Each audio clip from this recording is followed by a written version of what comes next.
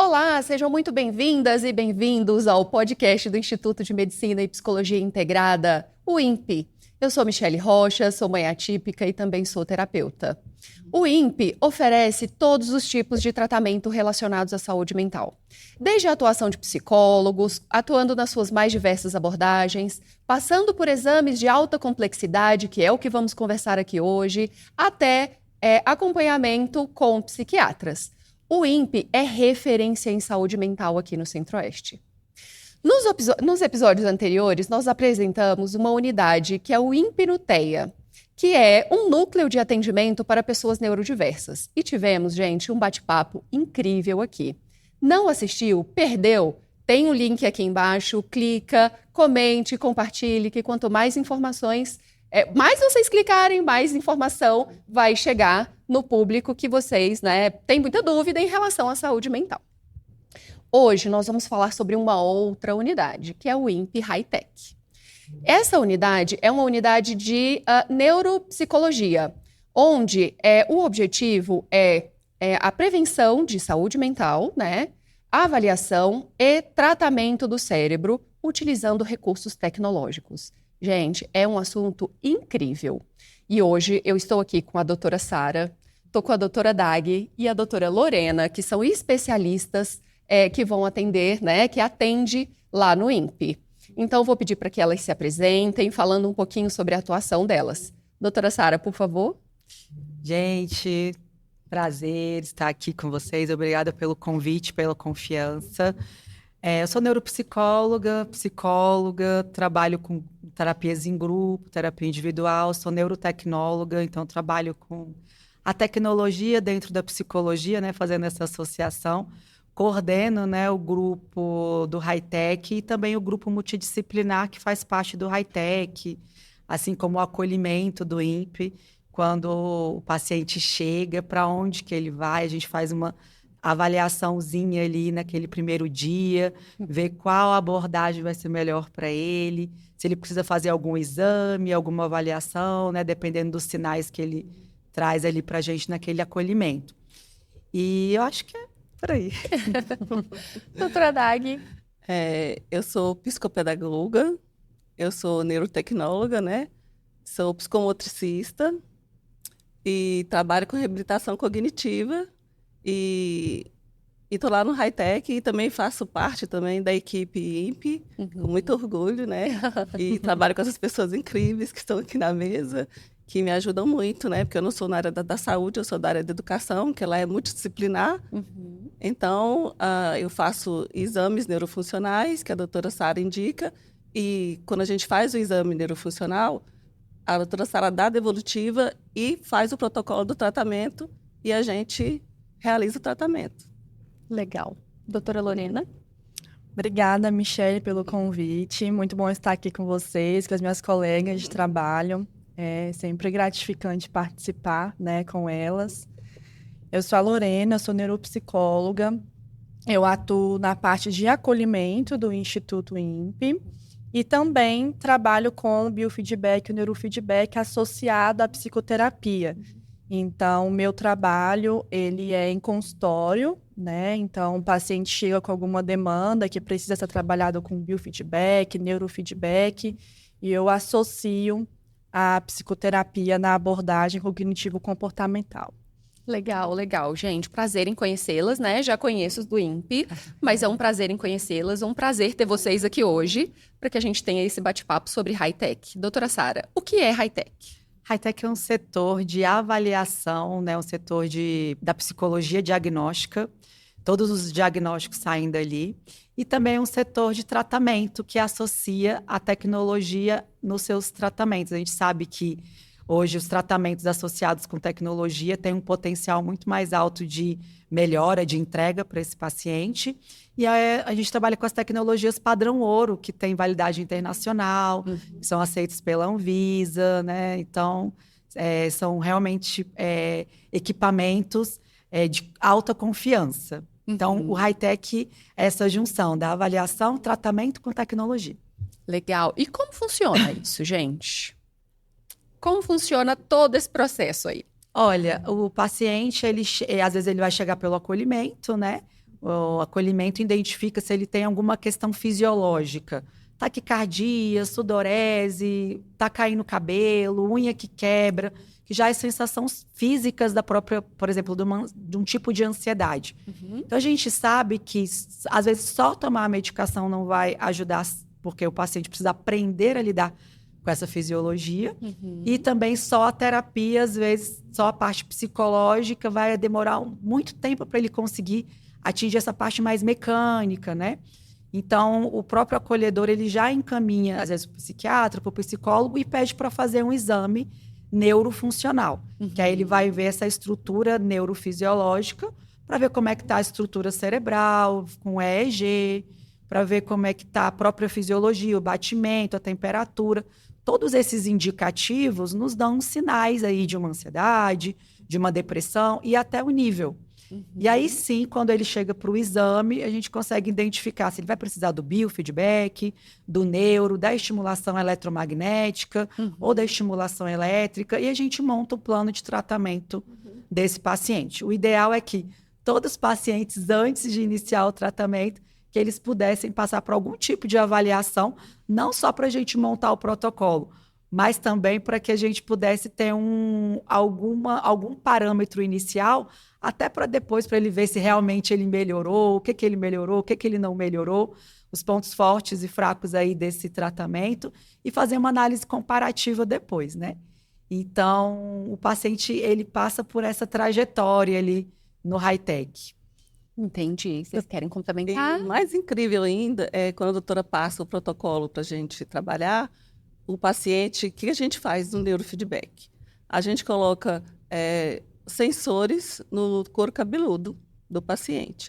E, através disso, o paciente ele consegue ver como o cérebro dele está... o que é que a gente fala? Como é que ele está funcionando, a velocidade da eletricidade desse cérebro, qual área que ele está mais rebaixado ou mais ativado, porque o nosso objetivo é fazer um gerenciamento desse cérebro, que ele tenha todo um funcionamento mais padronizado ali, porque a gente sabe que um pico muito alto vai gerar alguns sintomas, um pico mais baixo vai gerar outros sintomas, então a gente espera que essa eletricidade seja mais gerenciada. Eu acredito também que hoje, claro, né, com o conhecimento, a internet, né, o podcast, a gente vai conseguir trazer para as pessoas que tratar a ansiedade, tratar a depressão, tratar TDAH não é só com medicação. Né? Acho que isso é uma coisa muito relevante para a gente conversar aqui. Era isso que eu ia perguntar, doutora Lorena. Assim, quem procura, né? A doutora Sara falou sobre alguns sintomas de ansiedade e vai além da ansiedade, né? Sim. Como depressão, e aí... O TDAH, todos os transtornos, né? A gente precisa aprender a lidar com eles, a ter estratégias.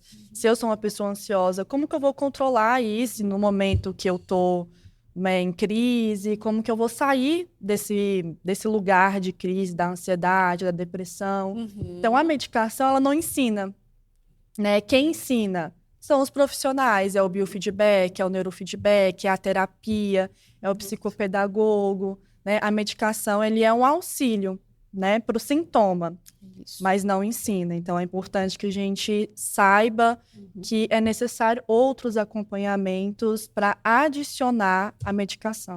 E também o paciente, ele vê na tela do computador, da TV, o que está se passando com ele. Porque o biofeedback, a gente coloca sensores na parte periférica do corpo, nas mãos.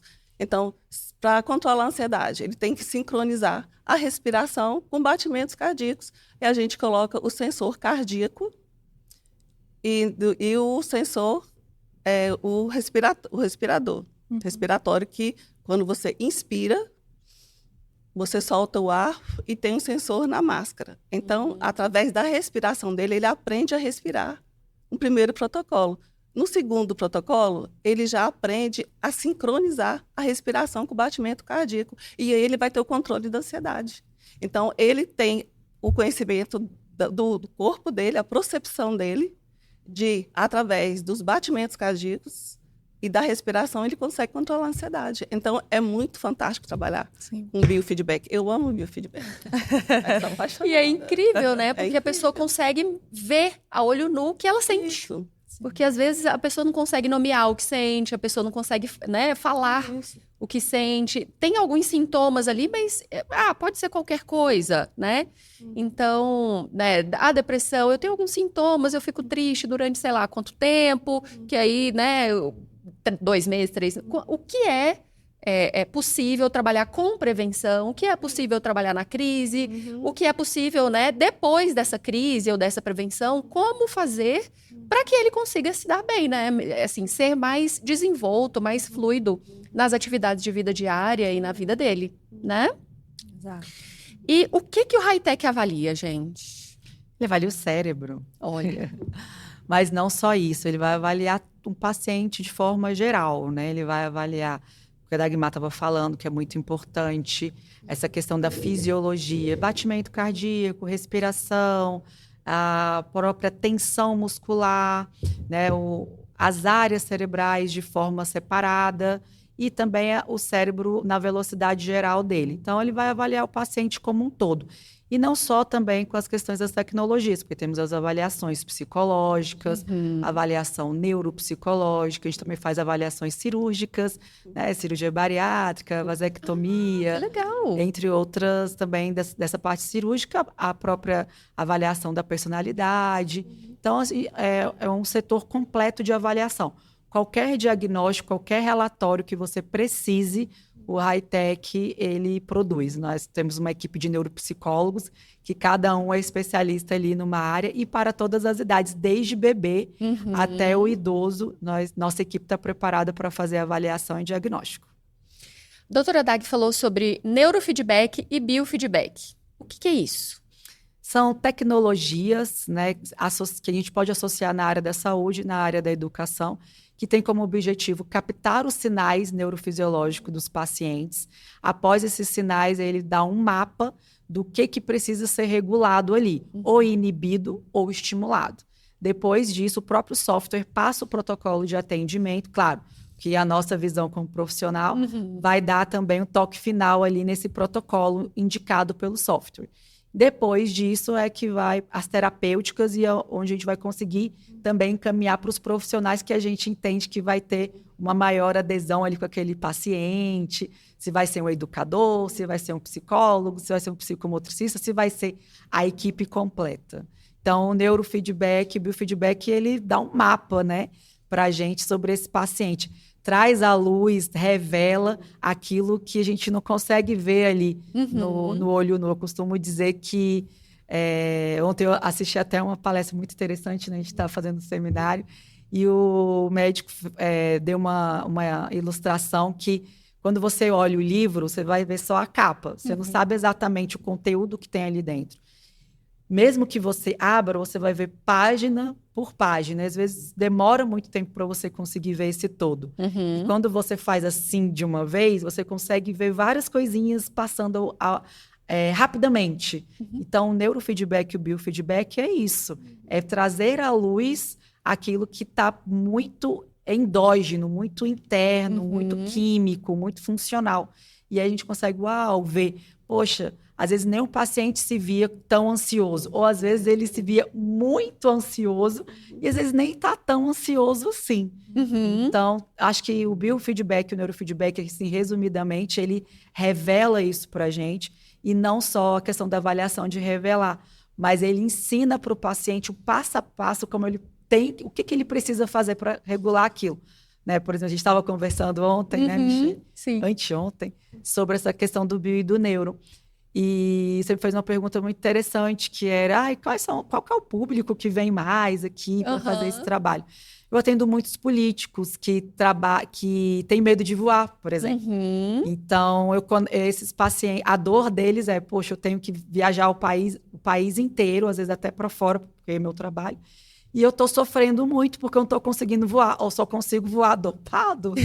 Aí chego lá, já tem uma entrevista, uma reunião, eu ainda não me recuperei da medicação. Como é que eu faço para ter autonomia e conseguir, né, fazer isso? Então, o neurobiofeedback, ele ensina de forma pontual o que ele precisa fazer. Porque não é comum quando a pessoa está tendo uma crise de ansiedade você falar, respira, respira, mas respira como? Exatamente. Como que respira? Porque se eu parar de respirar, eu vou morrer. Aí gera mais ansiedade ainda. Então, não é respira, para cada paciente, o tipo de respiração específica vai fazer com que ele diminua a adrenalina ou aumente a adrenalina. Então, quando a gente inspira, eu libero adrenalina e cortisol. É excitante. Quando eu solto a respiração, é relaxante, controla. Então, eu vou ensinar isso para o paciente. Quem vai medir isso? O biofeedback, o neurofeedback. Vai falar, para esse paciente, a melhor resposta para ele é inspirar 4 segundos e soltar 6 segundos. Então, a gente treina esse tipo de respiração que é para ele. Não adianta eu fazer, porque a minha fisiologia é outra. Diferente. Então, ele utiliza a fisiologia que é para ele. E aí, quando ele vai treinar em casa, né? A gente passa um treinozinho que o próprio software gera, ele leva para casa, vai fazendo todo dia para ele criar esse repertório novo.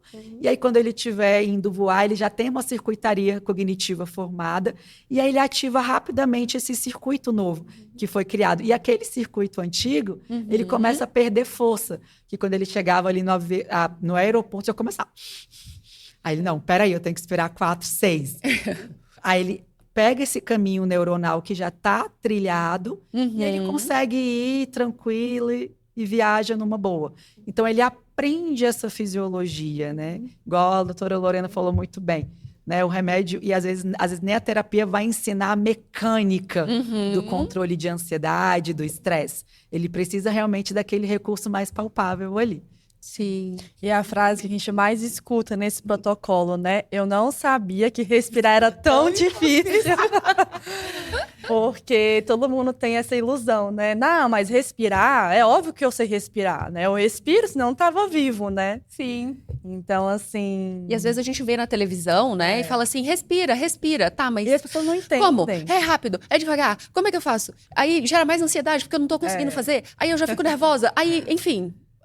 A crise aconteceu. Isso. E quando a gente ainda fala assim, quando você inspirar, relaxa pés e pernas. Aí eles falam assim, como eu vou relaxar os meus pés? Como eu vou inspirar e relaxar os pés e pernas ao mesmo tempo? Como eu vou soltar o ar, relaxar os braços e maxilar? Eu falei, não, isso é a circuitaria que vai criando no cérebro. Então, você vai ser automático, você vai sentar, vai inspirar, relaxar pés e pernas, sentado mesmo. E soltar o ar, relaxar ombros e braços. Então, quer dizer, a circuitaria você aprende através da neuroplasticidade. Então, a aprendizagem ela é feita, você tem que fazer todos os dias. E já fica na sua vida diária. Já é automático você respirar, relaxando pés e pernas. Como é importante, né? Exato. Porque assim, todo mundo fala assim, tem que fazer. Ok, mas como? Né? Como fazer? E aí, o exame, né, do Hightech nos proporciona a conhecer como a gente funciona e vocês falam como a gente fazer, né? Para adquirir mais repertório e habilidade para que a gente também consiga desenvolver a nossa vida E a doutora Sara, com o menor sofrimento possível. a doutora Sara criou um grupo de neuroregulação com crianças. É muito bonitinho as crianças respirando, gente.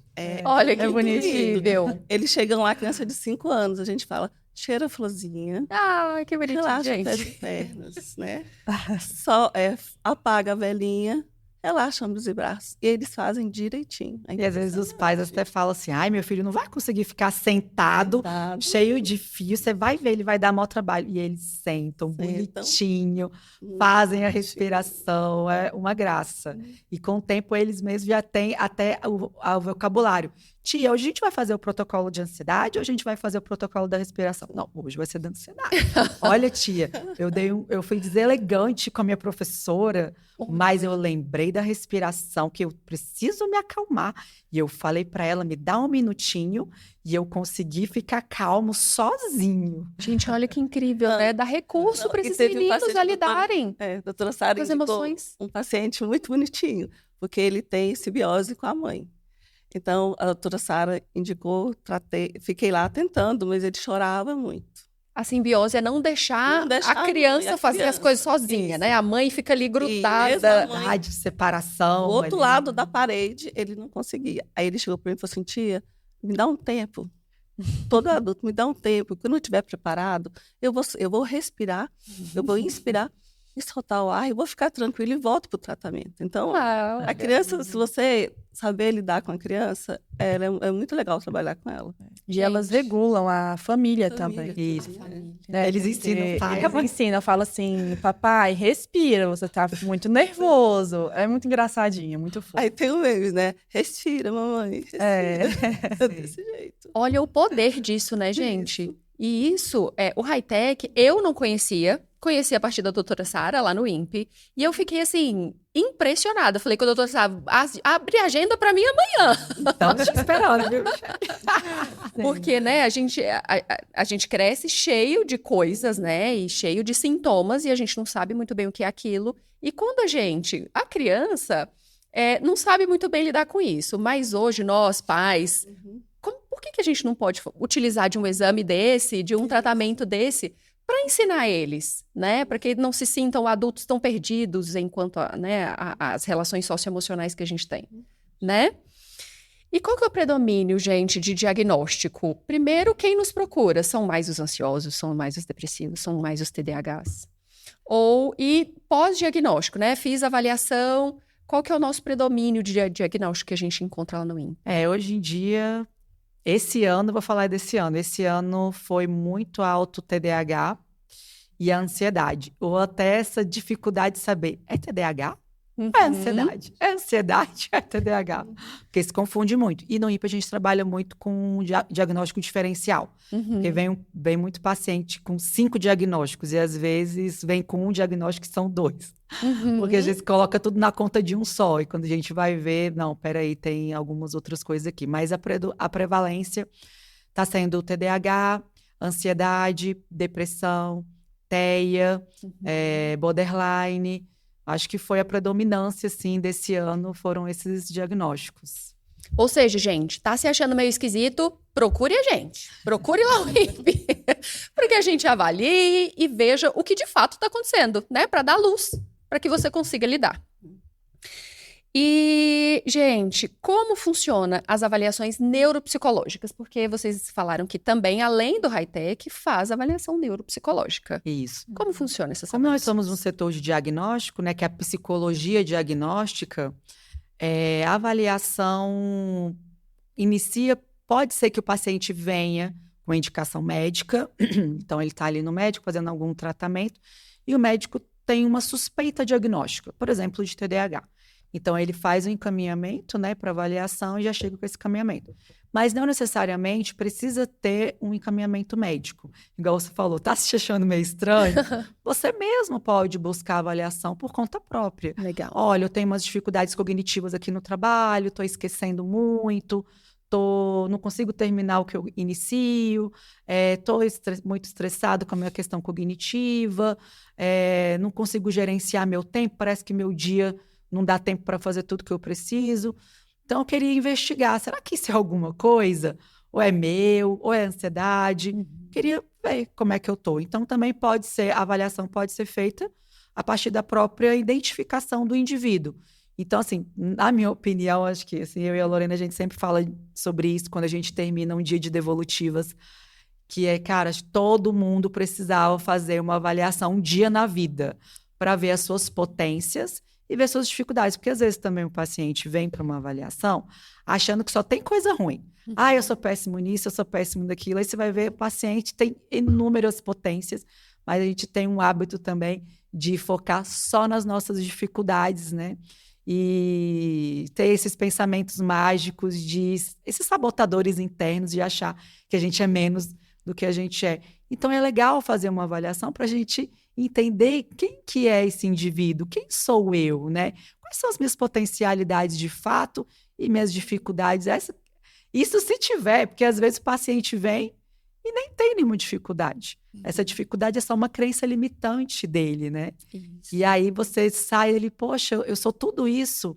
A vida inteira me disseram que eu não era ou que eu era uma outra coisa, né? E aí a pessoa sai outra dali daquela avaliação neuropsicológica. Então, o caminho não só vem de uma indicação médica ou do psicólogo, pode vir do próprio indivíduo. Uhum. E o que eu achei interessante foi essa coisa da gente aplicar e observar essas potencialidades e não só os déficits, né? Que a gente estava conversando essa semana. A gente chega e fala, ai, gente, olha, eu tenho um problema disso, eu não consigo, eu tô ansiosa, eu tô triste, eu não consigo fazer nada, eu tô nervosa, eu tô super estressada. E aí, de repente, você fala, nossa, recebe um feedback em cima das nossas potencialidades e aí vão gerando novas possibilidades de se viver melhor. Né? Porque às vezes a gente fica tão depreciado, porque, né, quando a gente é pequena, a mãe fala, como assim? É falta de atenção, tá preguiçoso na escola. E a gente acaba internalizando isso e vai crescendo e vai, né, criando as crenças limitantes. E a gente Exato. até falou sobre isso também, né?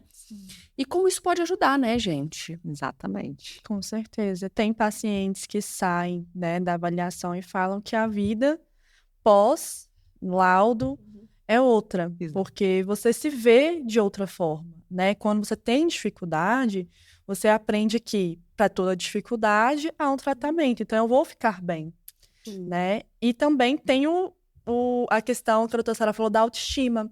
Para aquele paciente que sempre achou que tinha dificuldade, ver que tem um QI super alto, ver que a atenção tá ok, que não tem nenhuma dificuldade atencional, que uma questão emocional com remédio, a psicoterapia já pode ajudar. Né? Então, tudo isso na avaliação é muito gratificante. Né? Você vê no olhar do paciente que aquele laudo pode mudar a vida dele. E muda mesmo, em todos os aspectos, né, doutora Sara? Sim, é incrível. E é muito interessante que no final de toda a devolutiva a gente pergunta como é que o paciente está se sentindo. E quase 99% é aliviado. Olha aí, tá vendo? Ou porque tem o diagnóstico, ou porque não tem, É. mas a questão não é o diagnóstico em si. Não. É toda a trajetória daquele ser. Todas as potências, as dificuldades, aquele indivíduo ser revelado como ele é de fato. Então, traz um alívio ele conseguir enxergar e ver a realidade. Porque ainda na psicologia, né, é muito eu acho, eu não sei, eu acredito, mas a gente não tem assim uma medição. E aí a neuropsicologia ela vem para estar revelando realmente o que é e o que não é. E dá um caminho para a gente, né? Igual a Lorena falou. Igual você também falou, né, Michele?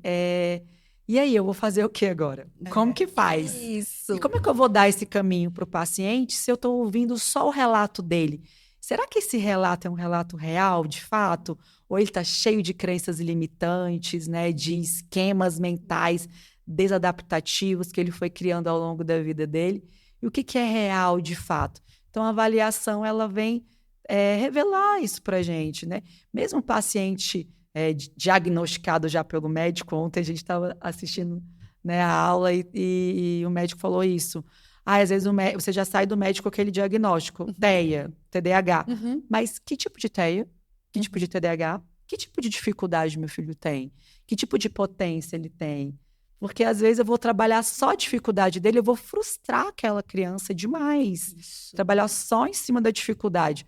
Muitas vezes a gente precisa trabalhar em cima da potencialidade dele para alcançar a dificuldade. A gente estava até conversando sobre a dislexia. A dislexia, a disgrafia é um transtorno que eu não posso ir só em cima da dificuldade. Se eu for, eu vou fazer ojeriza naquele paciente, eu vou fazer com que ele tenha mais dificuldade ainda. Então, se eu tenho um paciente que ele tem dificuldade de escrita, eu vou trabalhar só com escrita com ele? Ele já tem dificuldade. Aí ele vai perceber mais ainda que ele não dá conta e aquela escrita vai ser aversiva para ele. Então, o que eu faço? Eu pego a potencialidade dele. Então, na avaliação, eu vejo que ele é criativo, que ele tem facilidade com questões manuais. Então, eu vou pegar um arte-terapeuta para trabalhar a criatividade, empoderar aquele paciente, colocar ele na facilidade dele. Aí depois eu dou um texto para ele começar a ler dentro da atividade da arte-terapia, que é a facilidade dele. Daqui a pouco ele está lendo o texto dele, não está nem percebendo. Eu estou dando estratégia de leitura sem ele perceber que eu estou fazendo um tratamento de dislexia com ele. Aí eu começo a fazer a disgrafia, só que com o teatro. E aí ele vai escrever a peça dele. E aí o psicopedagogo está junto comigo ali, o psicomotricista, dando ferramentas, dando estratégias para ele, mas na verdade ele está criando uma peça de teatro. Ele não está ali, não, tem que escrever aqui, tem que escrever assim, a letra está feia. Não, olha, os coleguinhas precisam entender a sua letrinha. Então, vamos fazer mais bonitinho? Vamos fazer aqui dentro desse quadradinho aqui para tia, dessa retinha aqui para tia? Porque olha só, o coleguinha vai ter que ler, a outra tia vai ter que ler também. Ah, não, tia, eu vou fazer bonito, que aí meu coleguinha vai entender. Então, ele Incrível. não está percebendo que ele está sendo tratado de dislexia, de disgrafia. Ele está fazendo uma peça de teatro. Então, como é que eu iria saber isso, por exemplo, sem uma avaliação? Então, eu peguei todas as potencialidades dele, criei o tratamento todo para ele dentro da potencialidade. E aí eu coloquei escondidozinho ali as dificuldades dele, fui trabalhando pontual. Daqui a pouco esse aluno está lendo, está escrevendo com maior facilidade, né? E super motivado. Exatamente. E passa a gostar. Sim. Passa a gostar. E eles começam tímidos, né? Não, vamos fazer com fantoche, tudo mais. Eles começam a se esconder, não quero. Aí outro amiguinho vai, vamos. E trabalhar em grupo também Ajuda é bom muito. por isso, porque um começa e o outro vai também, e o outro pega um fantoche e começa a conversar. Então, começa a ler o texto, porque também quer entrar na brincadeira, entendeu? Sim. Então, é incrível perfeito. o grupo. trabalhar em Gente, grupo. sensacional. Eu fiquei encantada e já falei, segunda-feira eu tô lá. Esperando. Gente, a pessoa chegou no INPE, fez o acolhimento, fez a avaliação, recebeu o diagnóstico, sim, dependendo, não, dependendo do diagnóstico dele, se ele tiver ou não. E aí, o que que eu faço? Tem o encaminhamento, tem o tratamento, qual que é o próximo passo? Nossa, você falou uma coisa muito importante, porque quando a gente está lendo o relatório, está dando a devolutiva, no meio da devolutiva é muito comum que os pacientes falem assim, mas doutora, mas e aí? E agora? E agora, qual que é a recomendação? Calma. Ao final de todo o relatório, da conclusão, vai ter uma partezinha escrito recomendações, que dali a gente já consegue marcar todos os pacientes, os terapeutas que vão acompanhar essa criança. Então, já vai ter essa partezinha recomendações. Se vai ser uma vez por semana, se vai ser 2 vezes, se vai ser 3 vezes, tudo depende da dificuldade ali que foi encontrada. Se vai ser com o psicomotricista, psicólogo, psicopedagogo, arte-terapia. Então, no final daquele relatório todo, daquela devolutiva toda com os pais, vai ter um espaço destinado apenas para recomendações. E lá no INPE a gente está preparado para atender todos esses pacientes que a gente está fazendo esse encaminhamento. Então, assim, né, no início do INPE, eu trabalho no INPE há 15 anos, no início a gente não tinha todas as abordagens. Então, a gente foi vendo as dores desses pacientes e falando, poxa, eu vou fazer esse encaminhamento, mas ele vai ter que ir para outro lugar, que aí eu não sei se esse outro lugar ele vai ter a preocupação, a ética, o acompanhamento do que eu estou dizendo aqui, que tem que ser feito. Então, a gente começou a se organizar enquanto equipe e falar, não, gente, está tendo uma demanda muito alta para esse tipo de paciente, ele está indo para outra clínica e a gente não perde o contato com esse paciente, a gente não consegue acompanhar essa evolução. Vamos fazer um grupo de TDAH para a gente acompanhar esses pacientes de perto? Porque a gente está perdendo contato com eles, não está sabendo o que está sendo feito. Vamos fazer um grupinho de regulação emocional para crianças que têm dificuldade de separação com o pai ou de separação com a mãe, que chora muito para ir para a escola, que chora muito para ficar sem a mãe, que tem essa ansiedadezinha de separação aí. Vamos criar um grupo só para essa regulação emocional específica? Vamos, porque a gente manda para um terapeuta, a gente perde o controle do que está acontecendo e a gente fica mais próximo desse pai, dessa mãe, dessa dor. A gente vai acompanhando passo a passo ali, semanalmente, com aquela família. Porque a gente não trata só a pessoa, a gente trata famílias. E aí a gente perde esse feeling com essa família, né? Sim. Então, o INPE está preparado para ter todo esse acompanhamento dentro da própria instituição, seja no INPE Nuteia, no INPE+, no próprio Hightech, né?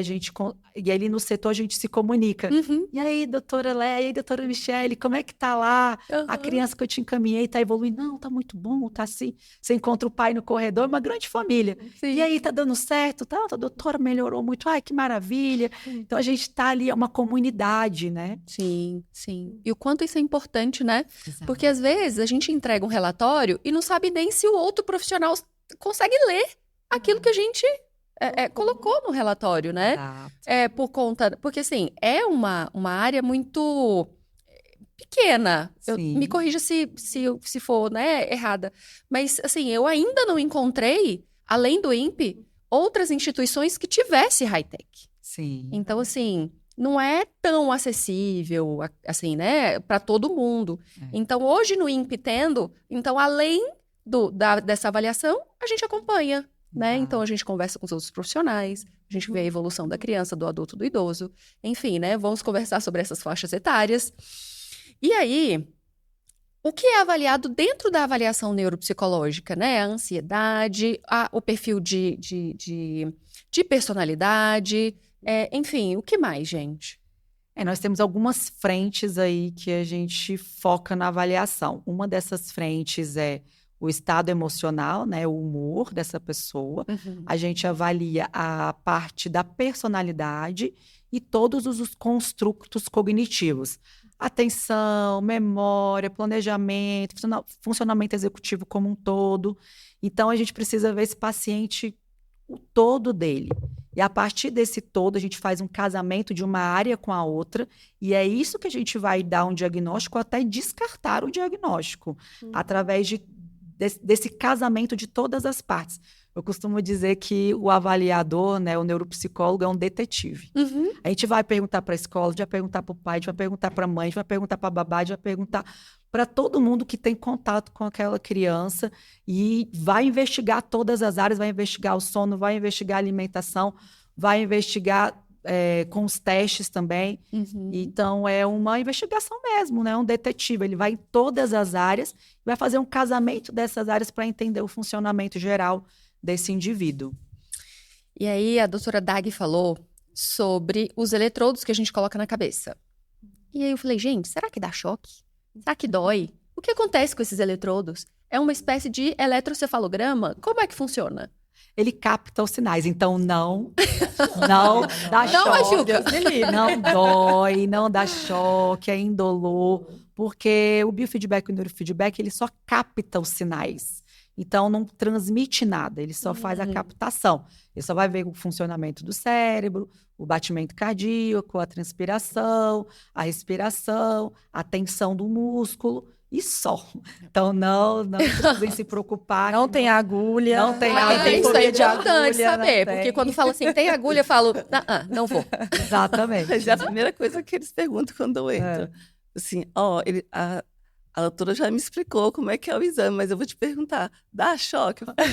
Tem agulha? Não tem. Tá fora da tomada, tem uns que eu tenho que mostrar, tá fora da tomada ali, vou tirar da tomada, não dá choque. Ou seja, só uma leitura. É uma leitura. Certo. E a avaliação do INPE, ela é diferenciada, porque dentro da avaliação, tem o neurofuncional e tem a psicomotricidade. Sim. Como A é gente isso? avalia a parte motora. A Trossara pode explicar. Gente, a Dagmar tocou num assunto fundamental. Aqui a gente fica tão empolgado, né? Que a gente passa batido umas coisas. Mas realmente, que eu saiba, o INPE é a única instituição que faz uma avaliação, que dentro da avaliação tem avaliação, o exame neurofuncional. Então, além de todos esses construtos que eu falei que a gente avalia, a gente faz o exame com neurofeedback para ver a ansiedade fisiológica, o estresse fisiológico, o batimento cardíaco, transpiração, as áreas cerebrais. Então, toda avaliação neuropsicológica, a gente faz um eletroencefalograma para ver a atenção tá como. Mas e a tensão elétrica do cérebro? Como é que está essa energia cerebral na área que é da atenção? Está casando? As duas estão ok? Porque é muito comum um paciente que está bem na atenção nos testes, porque um paciente que tem um QI muito alto, muitas vezes ele mascara o TDAH, porque o teste de atenção ainda no Brasil, né, ele é muito simples. Então, o paciente que tem um QI alto, ele vai sair bem e vai mascarar aquele TDAH. Mas na hora que você faz um eletroencefalograma, né, esse específico que vê todas as áreas cerebrais, com histograma, tudo bonitinho ali, você consegue ver que essa área do lóbulo frontal, que é uma área muito do TDAH, ele tem uma prevalência de ter um rebaixamento nessa área, né, um rebaixamento elétrico. Aí você vê o cérebro daquele paciente totalmente rebaixado. Mas no teste de atenção ele foi bem. A gente, então realmente essa dificuldade na atenção é real.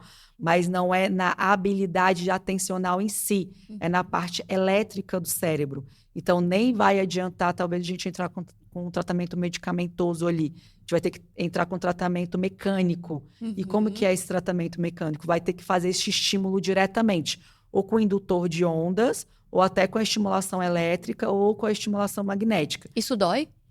Não dói também. Não dói. A pergunta que não quer calar, isso dói? Não dói. Invasivo, Não dói. E a psicomotricidade, que também é muito... Eu quase não vejo nas avaliações que chegam pra gente a área motora, que é, gente, fundamental. Principalmente em criança e idoso. Porque, às vezes, a criança está com dificuldade na alfabetização e quando eu vou ver, a questão não é na alfabetização, é na pré-alfabetização. São nos recursos antes da alfabetização. Lateralização, coordenação fina, coordenação motora grossa, a coordenação visomotora, que ainda não foi adquirida. Então, para alfabetizar uma criança, eu tenho que ter uma gama de pré-requisitos antes da alfabetização. E, às vezes, a criança não adquiriu ainda esse. Aí está lá o educador tentando alfabetizar a criança de todo jeito. Calma, ela tem requisitos ainda que não foram alcançados para ela ser alfabetizada. E no idoso também. Então, às vezes, a gente, com a avaliação psicomotora do idoso, eu consigo ver que ele está tendo algumas perdas.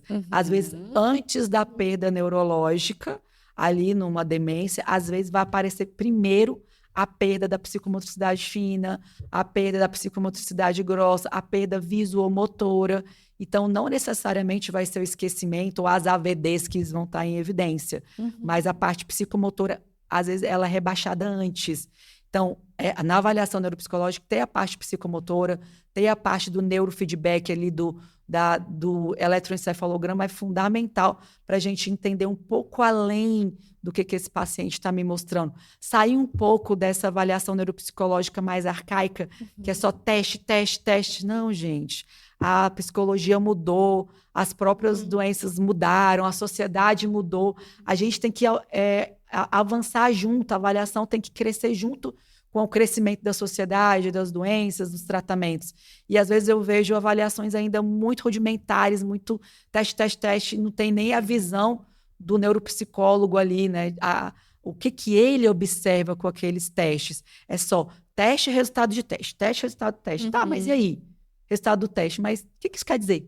Sim. Eu quero que o profissional me diga para onde que eu vou com isso, né? E eu ainda vejo clínicas fazendo avaliações bem precárias, bem rudimentares, bem antigas ainda, né? Sim. Que não foi se atualizando com o tempo. E a gente está sempre atualizando as nossas avaliações.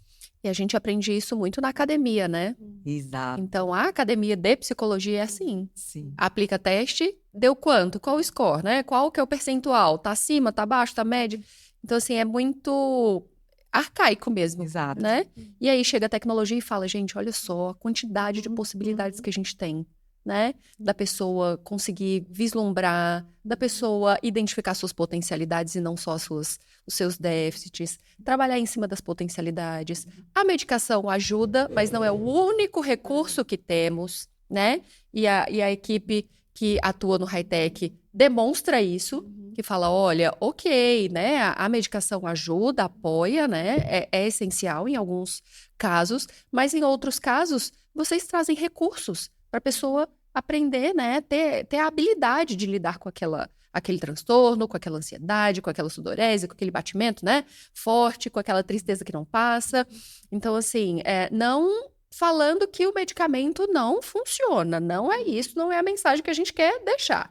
Mas sim ter recursos para que você consiga lidar, né? Tá. E a gente aprende, né? A gente pode somar, né? Por que não? Exatamente. Isso. Exatamente. E aconteceu um fato interessante. Essa semana, um adolescente chegou com dor, com cefaleia, antes de fazer a avaliação. O que é cefaleia? Dor de cabeça. Ah, ok. Porque tem um protocolo do gerenciamento, né, que passa a dor. Uhum.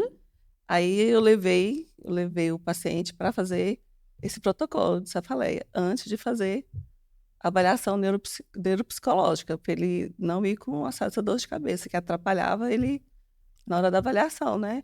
E funcionou Só complementar da Guimar, que ela falou, eu levei ele para o gerenciamento. O que é o gerenciamento, que é o né? gerenciamento? Porque assim, a gente todo dia fala isso, mas assim, quem não está lá dentro não sabe o que é. Então, o gerenciamento é um biofeedback que a gente utiliza ondas bineurais.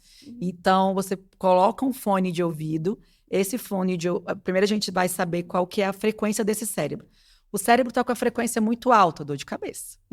Né? Aquela cabeça pesada, dor de cabeça, é uma frequência alta, principalmente numa área muito mecânica do cérebro, né? Que é o lóbulo parietal. Então, ali está muito alto, às vezes o hospital também, né? Uma área mais traseira do cérebro, que tem a ver com a visão, quando você está muito com o olhar vidrado, lendo muito, você pode ter um cansaço mental e ter dor de cabeça. O gerenciamento, ele vai gerenciar mesmo, ele vai organizar essas ondas. Ele vai dar essa rebaixada nessa área mais motora, que pode dar mais dor de cabeça e dar uma relaxada. E, às vezes, o que a medicação faz? O relaxante muscular. Ele vai diminuir essa frequência. Então, eu consigo, através de ondas bineurais, com fone de ouvido, que vai ter uma frequênciazinha ali que você vai ouvir, e essa frequência vai baixar essa frequência que está muito alta. A gente introduz uma frequência mais baixa, que aí o cérebro entende, opa, tem uma frequência rolando baixa aqui, deixa eu baixar um pouquinho, não precisa estar tão alta. E eu posso também estimular para que fique alta. Então, se um paciente vai fazer essa semana, né?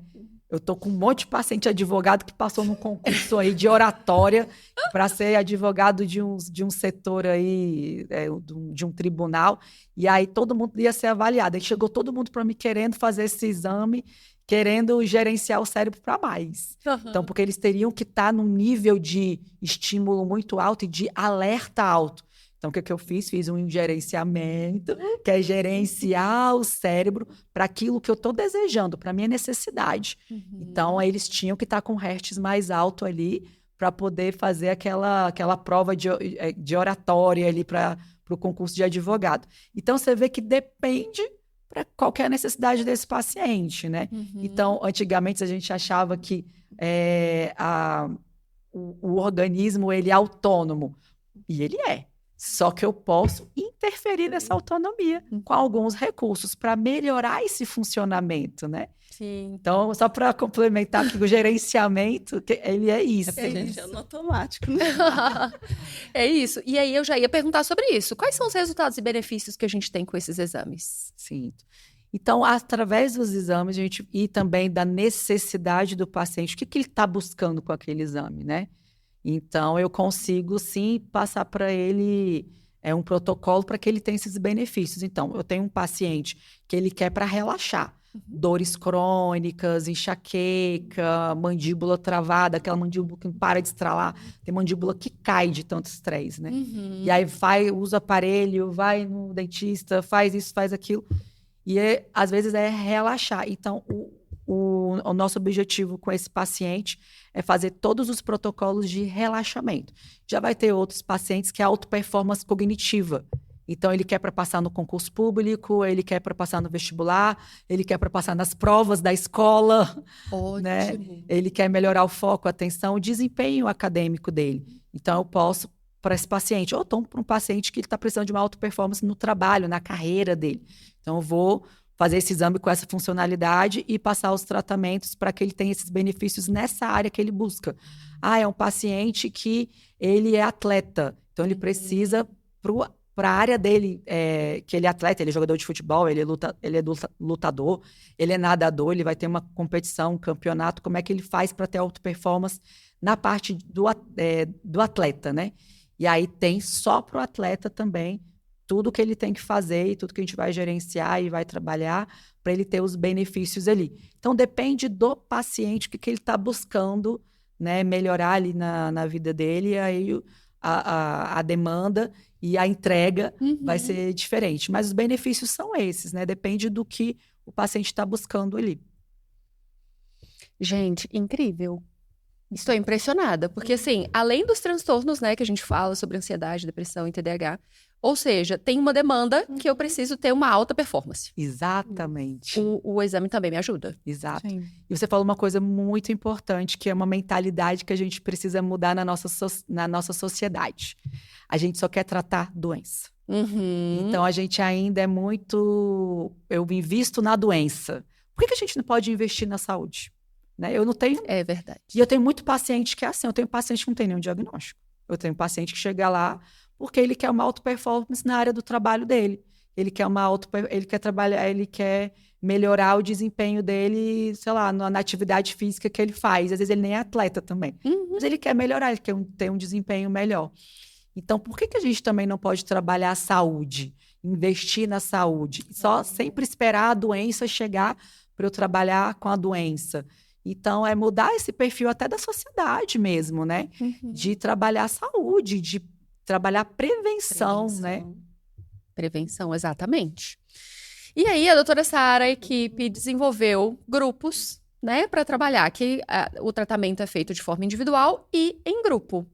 Fala um pouquinho sobre os grupos, gente. Quais as faixas etárias que estão nesses grupos e quem pode entrar, como funciona, enfim.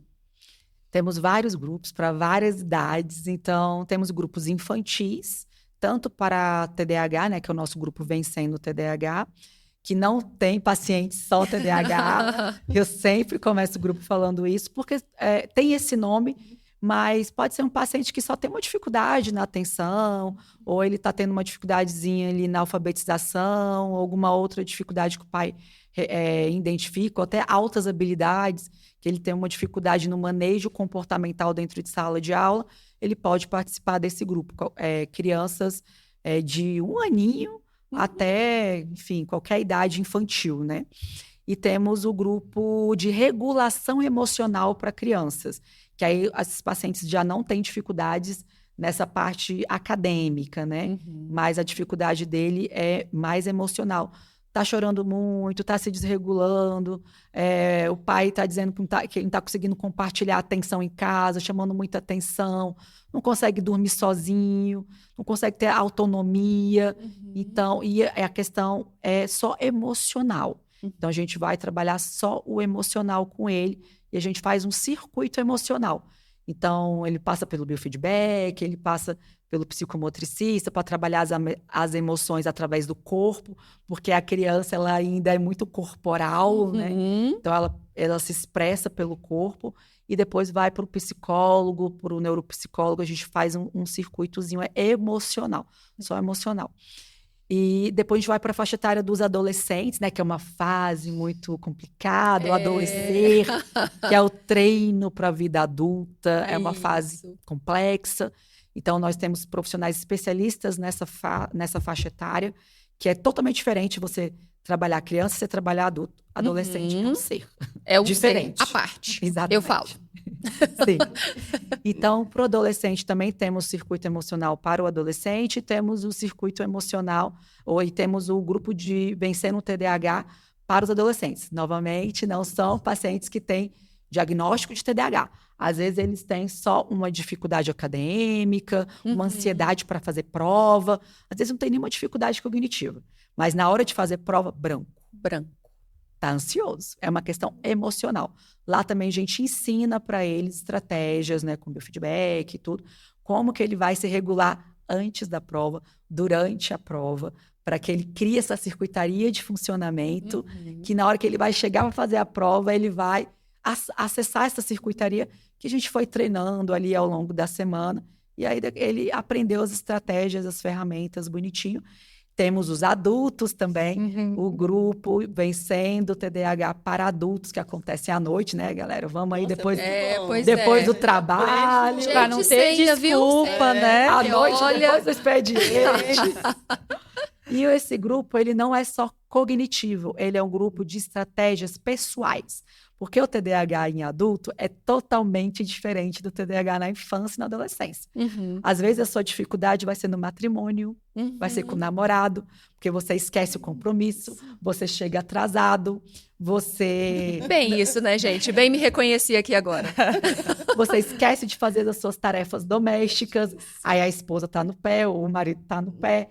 Esquece de pagar as contas. Esquece de pagar as contas, multas de trânsito, estaciona no lugar errado, passa no sinal Sobre o vermelho, celular, esquece o celular, perde o celular, Gente, quebra a ontem eu tela do coloquei uma panela no fogo, esqueci, fui buscar. Eu falei, gente do céu, eu acho que o TDAH tá aqui, né? Isso.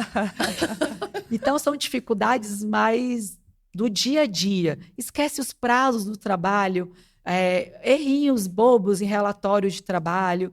Enfim, então, o TDAH no adulto, a gente vai mostrando essas dificuldades, a gente dá estratégias de organização, planilhas de finanças, a gente ensina para eles Doutora Sara, segunda-feira estarei lá. quinta-feira. a usar Segunda-feira agenda, estarei lá. a usar alarme do celular, várias Legal. estratégias da vida diária que passa batido, Legal. né? E aí eles compartilham também o que eles sofrem dentro de casa com TDAH, no trabalho, e um dá a dica para o outro, olha, eu melhorei assim, ó, o grupo me melhorou assim, eu sou outra pessoa, não sei o que, olha, me ajudou no trabalho. Então, o grupo de TDAH adulto acontece à noite, e tem o grupo dos idosos, que aí a gente vai mais para uma reabilitação, que a partir de uma certa idade a gente começa a perder neurônios, né? Uhum. Então, a gente precisa habilitar, reabilitar, fortalecer as células neuronais. Então, tem o grupo de reabilitação, a gente vai trabalhar essa questão mais cognitiva com a família, para dar estratégia para a família também. Porque, às vezes, a família não sabe como lidar com aquele idoso ali. A gente dá algumas estratégias para eles, exercícios para fazer em casa, para dar autonomia para eles. Legal. Então, os grupos, você perguntou das idades, tem todas as Todo idades. mundo. Ótimo. Gente, e os idosos é muito gostoso de se trabalhar, porque a gente trabalha a psicomotricidade antes com eles, depois que vai para o cognitivo. Mas eles aderem muito, é muito gostoso trabalhar. E é em Todas as grupo, né, idades, é em doutora Dag? grupo, porque estão todos ali do mesmo É muito jeito. isso do isolamento, né? No idoso Isso. também, né? Eles geralmente não querem sair de casa, e aí quando encontram essa oportunidade de fazer umas atividades em grupo, aí eles, muito bonitinhos, né? Fazem amizade no grupo, gostam de ir para conversar. Então, não trabalha só cognitivo, não trabalha só a parte da psicomotricidade, mas a parte emocional, autoestima, socialização. Legal. Legal. Quantas vezes por semana a gente pode fazer? Todo dia. Todo dia? Não. Se precisar, sim. Se eu puder, eu vou todos os dias. Sim. Mas depende do protocolo, né? Pode ser uma vez por semana, 2 vezes por semana, 3 vezes por semana. A gente vai indicando direitinho a necessidade de cada um. Legal, gente. Olha só, depois desse bate-papo aqui enriquecedor, falando sobre neurofeedback, biofeedback, high-tech, treinamento cerebral, né? Tem uma infinidade aí de possibilidades para que a gente aumente a nossa autoestima, aumente a nossa auto-performance, enfim, tenha uma melhor qualidade de vida. Lembrando que não é só quando as coisas acontecem, né? Apareceu algum sintoma, trabalhar com a prevenção é o melhor cenário que a gente pode ter. E eu gostaria de, né, vocês darem alguma dica, acrescentarem. Enfim, eu já tô na lista, né? Segunda-feira estarei lá. E aí vocês, né, podem dar aí as suas dicas finais. Partindo aqui para as dicas, acrescentar alguma coisa. O que você pode deixar de mensagem para quem está nos assistindo? Quero convidar todo mundo para participar da Psicologia do Futuro, a vir para o INPE High-Tech, para conhecer a avaliação, conhecer o biofeedback, o neurofeedback, todas as nossas tecnologias de padrão ouro. Doutora Dag? Eu quero convidar a todos também, concurseiros, tá? Estudantes, Enem, né? Enem. Enem, para otimização cerebral, venha nos visitar no High-Tech. Nós vamos trabalhar com a sua ansiedade, o cognitivo, vamos ensinar como estudar para o concurso, como estudar para o vestibular, com a tecnologia. Legal, Então, doutora venha nos Sara, conhecer. doutora Lorena. Também convido a todos, né, de todas as idades, pais, as crianças, adolescentes, idosos, todo mundo que gostaria de prevenir e gostaria de tratar ou até avaliar para conhecer os nossos serviços lá no High-Tech. Nesse episódio, nós conversamos com as especialidades que compõem o INPE High-Tech. Nos episódios anteriores, nós apresentamos o INPE Nuteia, que também é um núcleo que atende pessoas neurodiversas. Pessoas, fiquem com a gente, cliquem aqui embaixo, assistam os episódios anteriores que são conversas imperdíveis e incríveis. E outra, com especialistas da área e que sabem o que estão fazendo. Até o próximo episódio.